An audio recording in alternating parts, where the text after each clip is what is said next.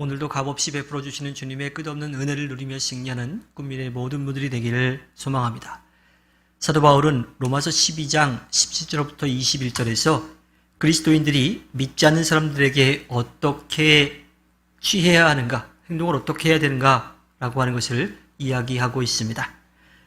17절에 아무에게도 악을 악으로 갚지 말라라고 하는 말은요, 14절에 여러분을 박해하는 사람들을 축복하십시오, 축복을 하고 저주를 하지 마십시오 라고 하는 이 말을 다시 한 번 더 힘주어서 이야기하고 있습니다. 믿음의 식구들 사이에서 이 내용은요, 굉장히 중요합니다.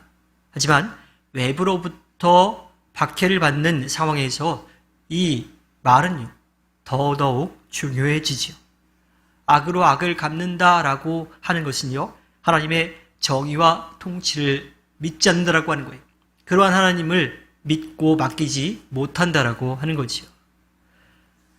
예수님께서 이 팔복을 말씀하신 마태복음 5장의 말씀을 비추어 보면요, 5장 5절에 보면 온유한 사람에 대한 이야기가 나오고 있어요.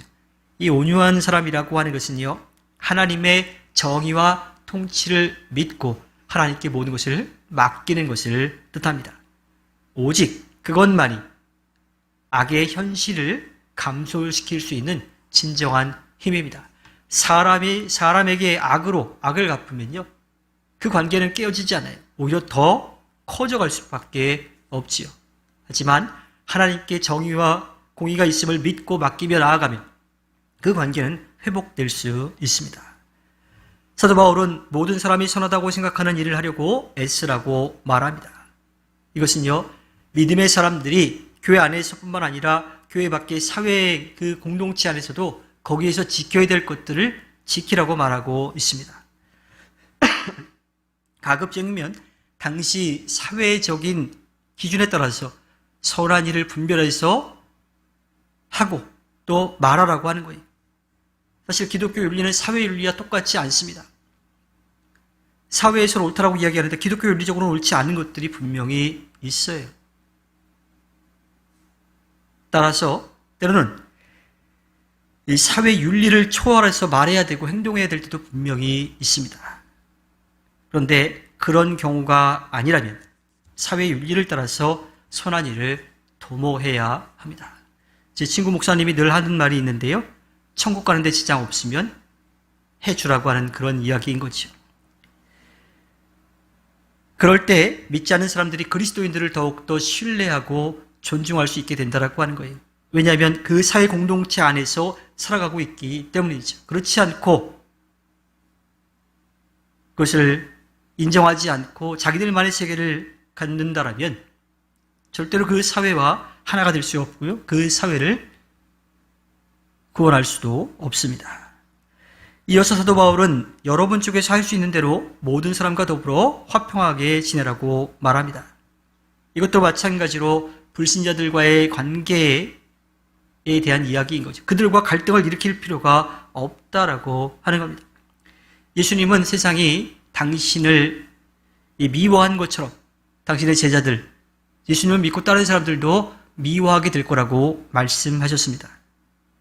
그 말씀처럼 교회는요, 이 세상에서 종종 미움과 배척과 박해를 받아왔습니다.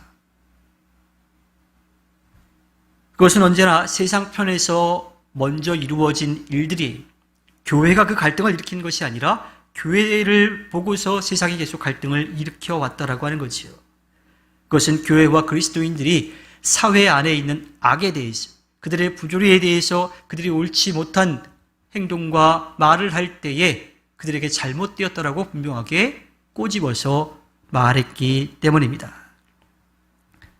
그래서 세상은 교회와 그리스도인들의 존재 자체를 싫어하기도 하지요. 사도 바울은 그러한 상황 가운데에서 여러분 쪽에서 할 수 있는 대로라고 하는 말을 통해서 계속 사회가 우리에게 시비를 걸어오고 또 우리에게 악을 행한다 하더라도 우리 쪽에서는 언제나 그들과 평화를 이루려고, 화해를 이루려고, 또 그들을 감싸 안아주려고 힘써야 한다고 하는 겁니다. 적어도 교회 그리스도인들 편에서는 항상 모든 사람과 화해할 태도를 가지고 살아가야 된다고 하는 겁니다. 그것이 예수님께서 이 땅에 오신 이유이기도 하고요. 또 목적이기도 하고요. 또 우리에게 그 일을 부탁하셨기 때문입니다. 주님께서 허락해 주신 오늘 하루를 살아갈 때에 모든 사람과 더불어서 평화를 이루어서 주님께 기쁨을 드리는 꿈미래의 모든 분들이 되기를 주님의 이름으로 부탁드립니다. 기도하겠습니다.